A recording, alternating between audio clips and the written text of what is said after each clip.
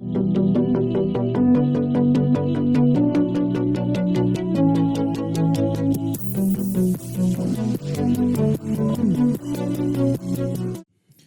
guys, welcome back to the SportsHeads in association with Audio Technica and My Touchdown Box. Today, once again, joined by the one and only Andre Dixon.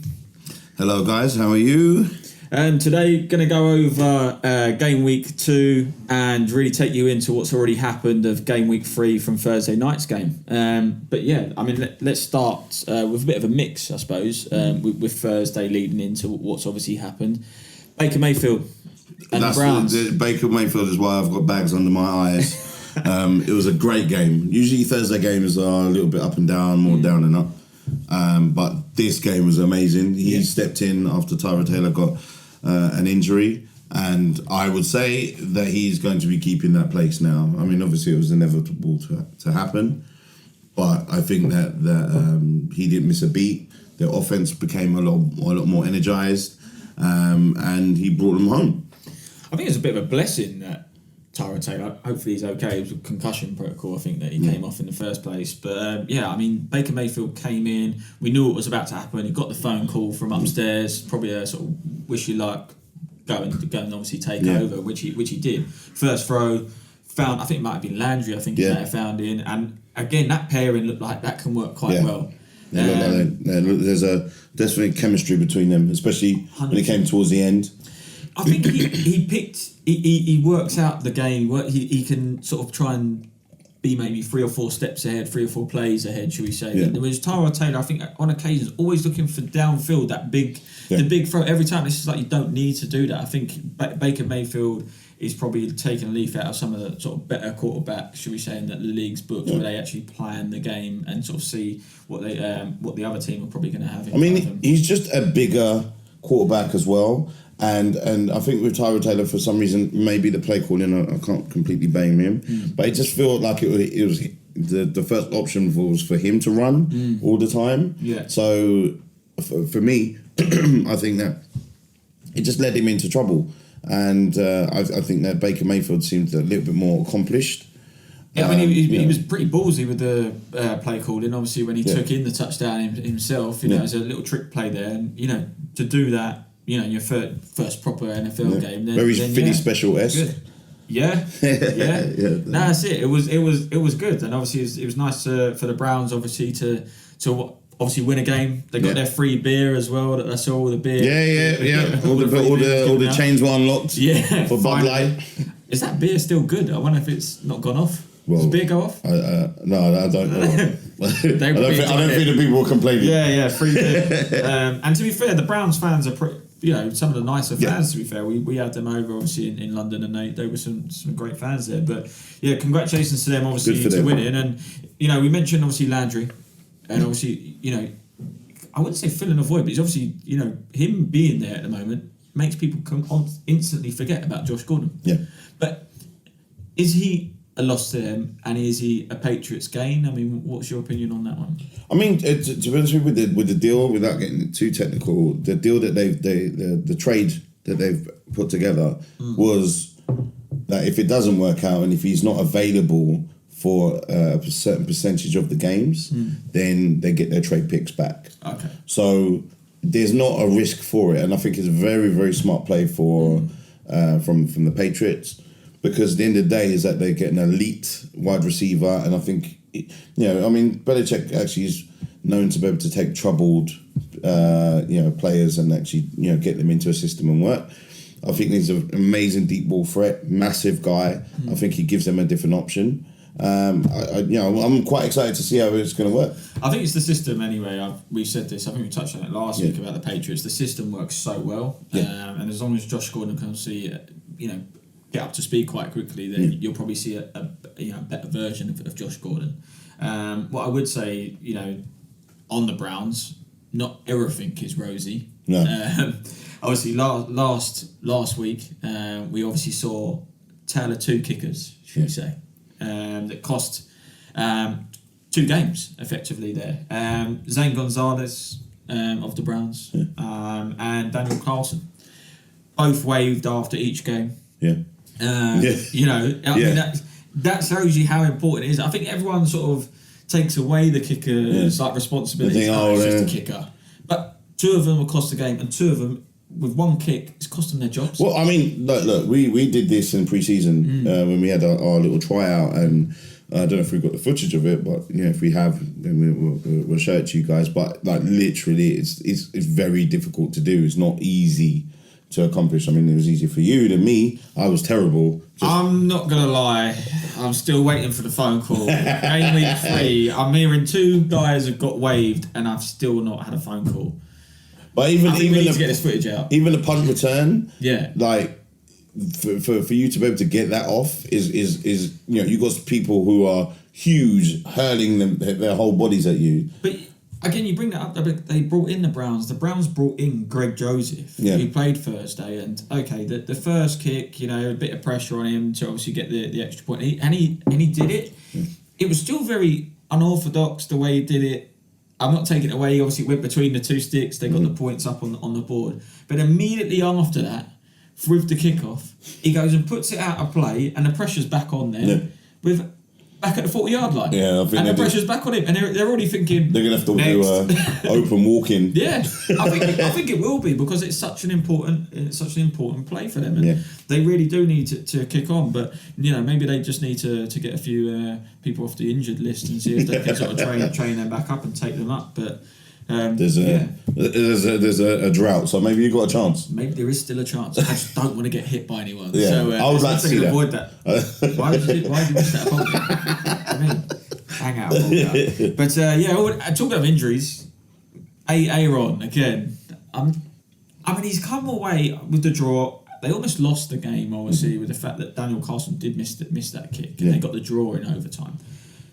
He looks damaged. Do you feel he needs a week out at least to try and get back to where he needs to be? Because I think obviously this week, I don't know what we think of the matchup obviously for the Packers. So they got the Washington. Yeah, the Redskins. Mm-hmm. I mean, can he maybe sort of get the run game on the go a little bit? I mean, how do you sort of see it for him? So it's his character not to quit and for him not to miss out a game. From what I saw in more detail, that he wasn't pushing off that leg. Yeah. I think obviously on a week-to-week basis it will get better. I think for me, I don't think they're in a position to rest him. To be honest with you, only got what are we on week 3 now? Yeah, week 3. So you got another 13 games. Maybe 10 to make the playoffs. I think later on down the line, then maybe they can rest it.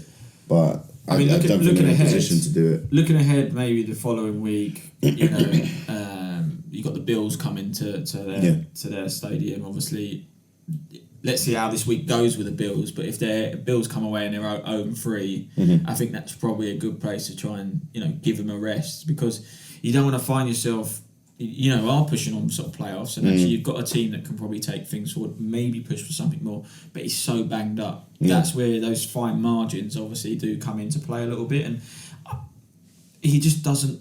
He's that good. He's getting away with it.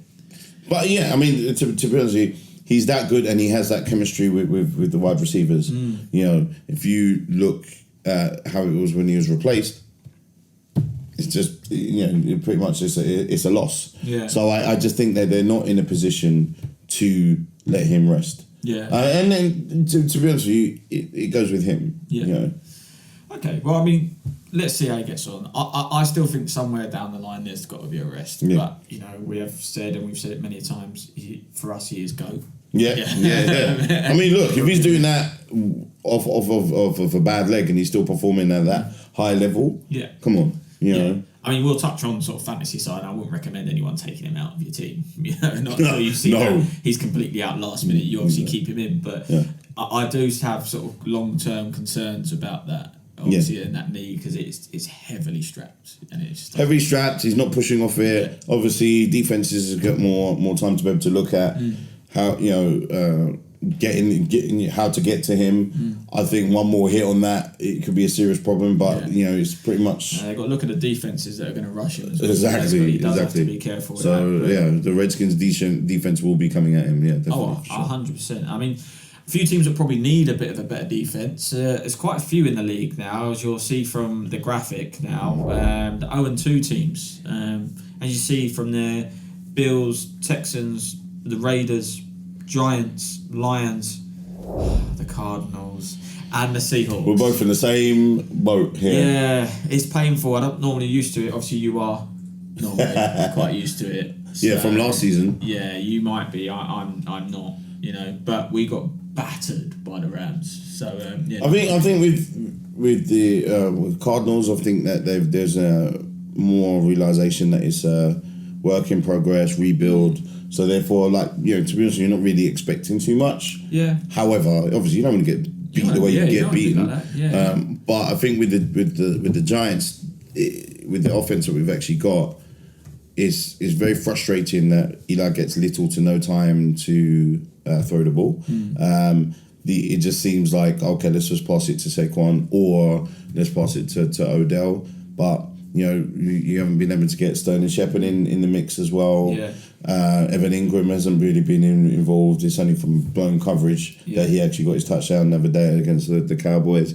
I think there's a serious problem yet again with the same thing, with the same offensive line, with the same player, Eric Flowers, who I would like him to be replaced. I think you could put this to the camera. Yes, please replace him.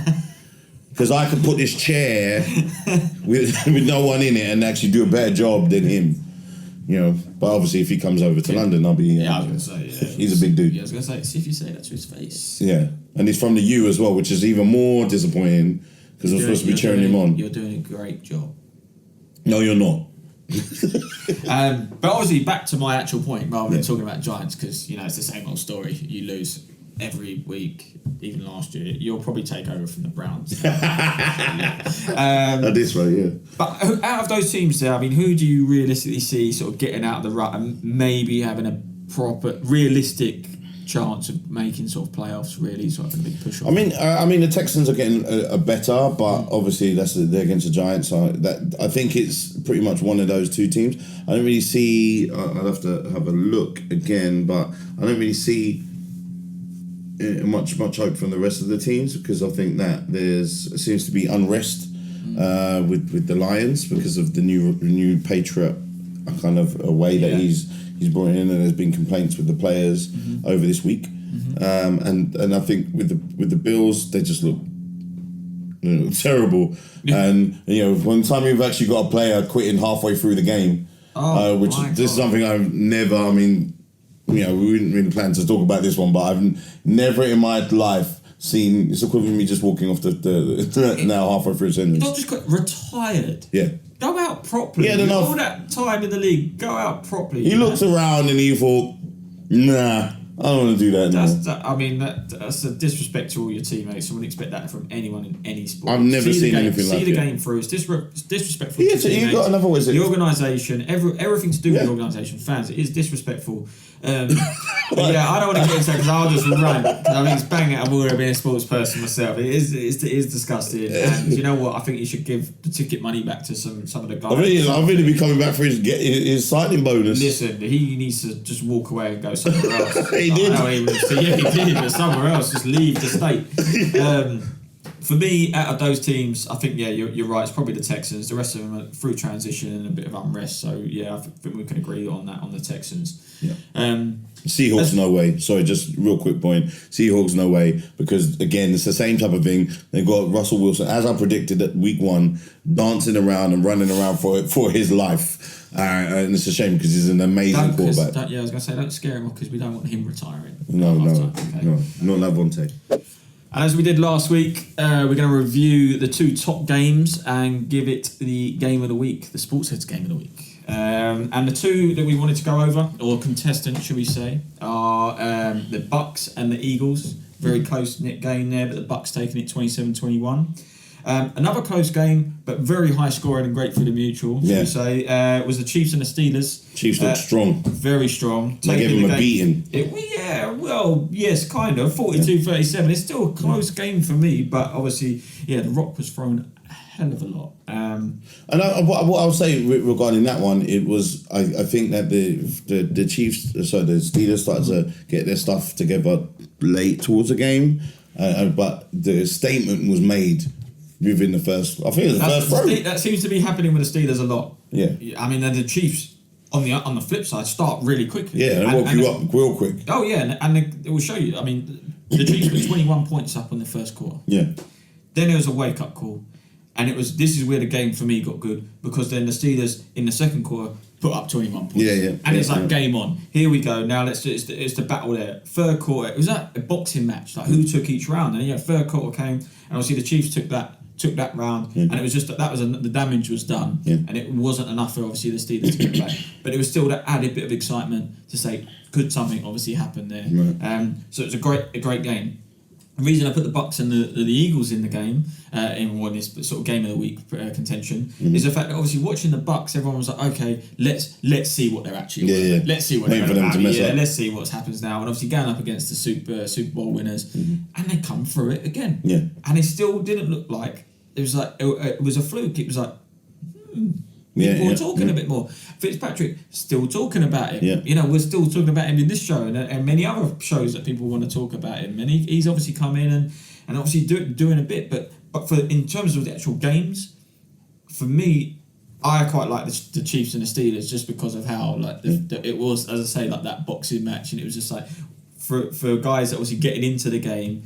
Actually getting to see a lot of the play calls, a lot of the ball thrown. Obviously, still the running game is obviously still there. Seeing someone like James Conner, the young running back that we talked about. He did well again. Yeah, he done well. But I say the two games for me were the better ones there. But I mean, out of the two, what was probably your favourite there? I mean, definitely the Chiefs Steelers, but the with the Eagles Bucks, that for me was a more of a statement that Jameis Winston is not going to be getting his job back when he comes back. I think that the camaraderie that he has with the team, wearing Sean Jackson's clothes at the press conference, and I think that they've got a connection. The deep ball threat is amazing, and then also I think that Fitz is a more accomplished person. So there's not they haven't got to worry about the off the field stuff. Yeah. So for me, I think, but that being said, the most exciting game was the Chiefs Steelers. Are you sure? I thought you were about to sit on the fence there. I thought you were really about to just try and throw it back. I like both. I like all games. It's because you're a couch man. Yeah, couch man. Sitting there watching every single game. Oh my God, yeah. We got. What we're gonna do one episode where it's just about your favorite foods. We put that together. I don't think we've got a long enough film to do that. That's true. You'll be there all day. We got It's not a pretty sight for anyone to see this man watching games on a Sunday. Pants. His poor family. Couch man. Yeah, you're on couch man. You got those like Cheeto stains on your white vest. That's you, my right poor there. wife. Yeah, I feel for her, actually. Yeah, it's poor wife. So yeah, not sitting on the fence. Definitely the Chiefs and the Steelers game week. Take it for game week 2 from us on the SportsHeads. But yeah. Obviously, that's a nice wrap up of game week 2. Join us for the next segment where we review the games game week 3.